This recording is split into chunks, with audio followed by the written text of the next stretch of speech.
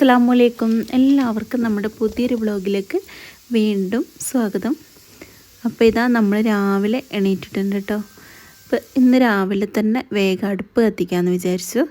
അപ്പോൾ ഇതാ രാവിലെ തന്നെ ചിരട്ടയൊക്കെ വെച്ച് അടുപ്പ് കത്തിച്ചിട്ടുണ്ട്. കുക്കറിൽ ഞാൻ ഗ്രീൻ പീസ് വെച്ചിട്ടുണ്ട് കേട്ടോ.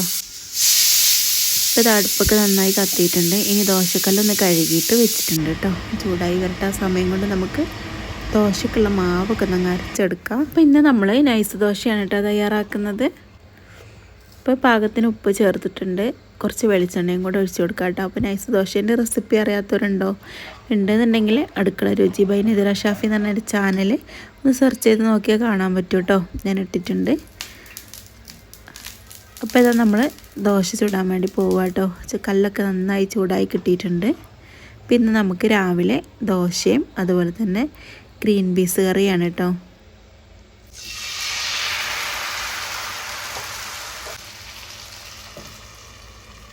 അപ്പോൾ ഈ ദോശ ചുടുമ്പോൾ നമുക്ക് ഒരുപാട് പണികൾ ചെയ്യാം അല്ലേ.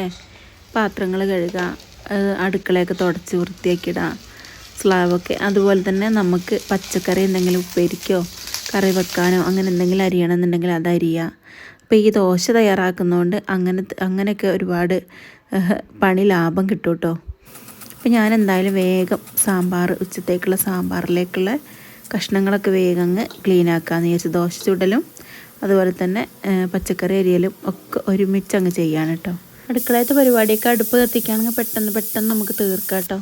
അതിൻ്റെ കൂടെ വേറെ പണികളും ചെയ്യുകയും ചെയ്യാം. അപ്പോൾ ഞാനിതെങ്ങനെയെന്നുള്ള വീഡിയോ ആണ് കാണിക്കുന്നത് കേട്ടോ.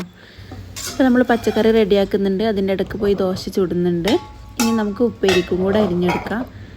ഇപ്പോൾ നമ്മൾ പൊന്നാങ്കണ്ണിയാണ് ഉപ്പേരി വെക്കുന്നത് കേട്ടോ. പൊന്നാങ്കണ്ണി ഇവിടെയൊക്കെ അങ്ങനെയാണ് പറയുക.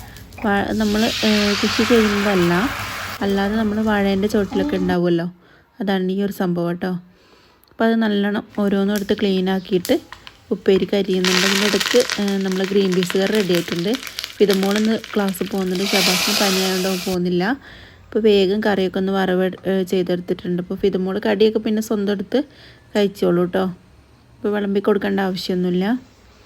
അങ്ങനെ വീണ്ടും ഉപ്പേരിക്ക് അരിയാണ് കേട്ടോ. അങ്ങനെ ഇടയ്ക്കിടയ്ക്ക് ഓരോ പണികൾ മാറി ചെയ്തുകൊണ്ടിരിക്കുകയാണ്. അടുക്കളയിലുള്ള പണി തന്നെ ആകുമ്പോൾ നമുക്ക് അങ്ങനെ അങ്ങ് ബുദ്ധിമുട്ട് തോന്നുകയില്ല കേട്ടോ. അടുക്കളത്തെ പരിപാടികളൊക്കെ അങ്ങനെ നമ്മൾ തീർക്കുകയാണെങ്കിൽ നമുക്ക് ഈസി ആയിട്ട് പെട്ടെന്ന് പണികളൊക്കെ കഴിയും കേട്ടോ. ഇപ്പോൾ രാവിലെ തന്നെ ചോറും കറിയും രാവിലത്തെ കടിയൊക്കെ ഉണ്ടാക്കുന്നവർ ഇതുപോലെയൊക്കെ തന്നെ ആയിരിക്കും കേട്ടോ ചെയ്യുക. അപ്പോൾ ഞാൻ ഇങ്ങനെയാണ് ചെയ്യുക. അപ്പോൾ അതൊരു വീഡിയോ ആക്കാമെന്ന് വിചാരിച്ചിട്ടാണ് ഇന്ന് വീഡിയോ ഇങ്ങനെ എടുത്തിട്ടുള്ളത് കേട്ടോ. പിന്നെ ഫിദമോൾക്ക് ഇന്ന് യൂണിഫോം NCC യൂണിഫോമാണ് ഇടേണ്ടത്. ഇന്ന് പരേഡ് ഉണ്ടെന്ന് പറഞ്ഞിട്ടുണ്ടായിരുന്നു. മറ്റേ യൂണിഫോം ആണെങ്കിൽ ഓളെ തേച്ച് ഇട്ടോളൂ കേട്ടോ. ഇത് ഞാൻ എന്തായാലും തേച്ച് കൊടുക്കും. അത്രക്കും ക്ലിയർ ആയിട്ട് വേണം കേട്ടോ തേക്കുന്നത്. ഷബാസിന് പനിയായതുകൊണ്ട് സ്കൂളിലും മദ്രസിലൊന്നും പോയിട്ടില്ല. എന്നോട് വേഗം ഒന്ന് നീക്കാൻ വേണ്ടി പറഞ്ഞതായിരുന്നു കേട്ടോ. ഒന്ന് ആവിയൊക്കെ ഒന്ന് പിടിച്ചു കൊടുക്കണം തുളസി വെച്ചിട്ട്. അപ്പോൾ അതൊക്കെ അതിൻ്റെ ഇടയ്ക്ക് ചെയ്തിട്ടുണ്ടായിരുന്നു. അങ്ങനെ നമ്മൾ ദോശ ചുടലൊക്കെ കഴിഞ്ഞിട്ട് ഒന്ന് പരിപ്പ് അടുപ്പിൽ വെച്ചിട്ടുണ്ട് കേട്ടോ. സാമ്പാർ ഉണ്ടാക്കാൻ വേണ്ടിയിട്ട് പൊടി സാമ്പാറാണ് ഉണ്ടാക്കുന്നത് കേട്ടോ. ഒന്ന് കഷ്ണങ്ങളൊക്കെ ഇട്ട് കൊടുത്ത് പൊടികളൊക്കെ ഇട്ട് കൊടുത്ത് പുളിയൊക്കെ ഒഴിച്ച് കൊടുത്തിട്ടുണ്ട്.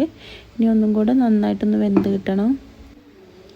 അപ്പോൾ അങ്ങനെ സാമ്പാർ റെഡി ആയിട്ടുണ്ട് കേട്ടോ. പിന്നെ ചിക്കൻ ഉണ്ടായിരുന്നു, ഞാൻ മസാലയൊക്കെ തേച്ച് വെച്ചായിരുന്നു, അതും ഒന്ന് പൊരിച്ചെടുത്ത് നമ്മുടെ ഉപ്പേരി റെഡി ആയിട്ടുണ്ട് കേട്ടോ. പിന്നെ ചോറ് ലാസ്റ്റായിരുന്നു ഞാൻ വെച്ചിട്ടുണ്ടായിരുന്നത്. അപ്പോൾ ഏകദേശം ഒരു 10-20 ആയപ്പോഴത്തേനും നമ്മൾ അടുക്കളത്തെ പരിപാടിയൊക്കെ കഴിഞ്ഞ് പാത്രമൊക്കെ കഴുകി എല്ലാ പരിപാടിയും കഴിഞ്ഞിട്ടുണ്ടായിരുന്നു കേട്ടോ. പിന്നെ ഷാഫ്ക പള്ളി കഴിഞ്ഞ് വന്നിട്ടാണ് ചോറ് വിളമ്പിയത്. ഇത് അച്ചാറാണ് കേട്ടോ. ഇതിൻ്റെ റെസിപ്പി ഞാൻ എൻ്റെ കുക്കിംഗ് ചാനലിൽ ഇട്ടിട്ടുണ്ട്. നിതിറ ഷാഫി എന്ന് അടിച്ചാൽ തന്നെ കിട്ടും കേട്ടോ ആ ചാനൽ. അടുക്കള രുചി ബൈ നിതിറ ഷാഫി എന്നാണ് പേര് ചാനലിൻ്റെ. അപ്പോൾ അത് വേണമെന്നുള്ളവർ പോയി നോക്കുക കേട്ടോ. കർമൂസ അച്ചാറാണ്. ചോറ് ലാസ്റ്റ് വെച്ചതുകൊണ്ട് തന്നെ നന്നായിട്ട് ചൂടുണ്ടായിരുന്നു. അപ്പോൾ തണിയാൻ വേണ്ടി ഞാൻ വേഗം വിളമ്പി വെച്ചതായിരുന്നു കേട്ടോ. അപ്പോൾ ഏകദേശം 1 മണി 1:30 ആയിട്ടുണ്ട് കേട്ടോ ചോറ് റെഡിയായപ്പോൾ. ബാക്കിയുള്ളതൊക്കെ നേരത്തെ ആയിട്ടുണ്ടായിരുന്നു. ഇത് തലേ ദിവസത്തെ മുളക് കറിയാണ് കേട്ടോ. മുളക് തൈര്. പിന്നെ നല്ല ടേസ്റ്റാണ്. ഇത് ചോറിലൊഴിച്ചിട്ട് നമ്മൾ ആ മുളക് പിഴിഞ്ഞ് കഴിക്കുകയാണെങ്കിൽ അത് മാത്രം മതി കേട്ടോ.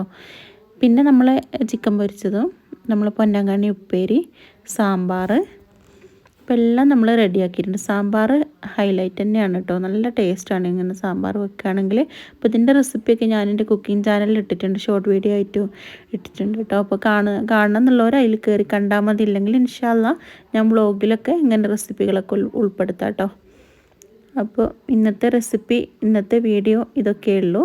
അപ്പോൾ ഇന്നത്തെ വീഡിയോ നിങ്ങൾക്ക് ഇഷ്ടമായി എന്നുണ്ടെങ്കിൽ ലൈക്ക് ചെയ്യാനും ഷെയർ ചെയ്യാനും, സബ്സ്ക്രൈബ് ചെയ്യാത്ത വീഡിയോ കാണുന്നവരുണ്ടെങ്കിൽ സബ്സ്ക്രൈബ് ചെയ്യാനും മറക്കല്ലേ.